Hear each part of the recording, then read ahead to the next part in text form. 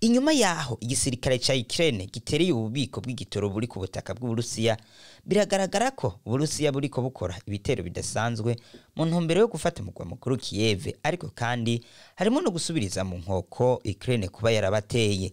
Ibisagara bitandukanye vya Ukraine bikaba biri mu muriro w'ibisasu n'amabombe, aho nk'umuji wa Kharkiv, Mariupol n'iyindi atagahengwe ikironka.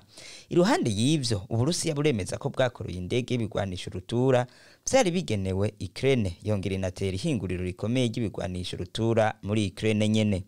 Mu gihe gisagara ca Mariupol gisa n'icasubiye kwigarurirwa n'igisirikare c'Uburusiya, ico gisirikare ca Putin gisaba abasirikare ba Ukraine bari mwako karere kwishikana kugira ngo bacungure amagara yabo.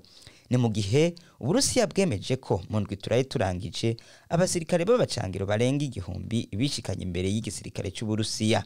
Ariko umushikiranganje wo kwivuna basi wa Ukraine yamenyesheje ko igisirikare kigwanira mu gisagara ca Mariupol kitarota kimanika amaboko, ati tuzogwana gushitsa ku kanyuma. Ikindi mwamenya nuko icegera c'umushikiranganje ajeje imigenderanire y'Uburusiya n'ayandi makungu yamenyesheje ko Uburusiya bugabishije OTAN na Amerika buvuga ko kubandanya butanga ibigwanisho kuri Ukraine bisa no gutera Uburusiya.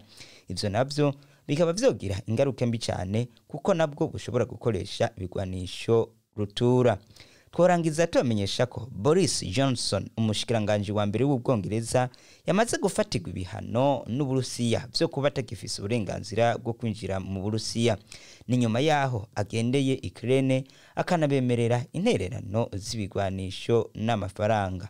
Nayo kubwa Zelensky, prezida wa Ukraine, amenyesha ko ibiganiro gusa ari vyo nzira yo kuzana amahoro.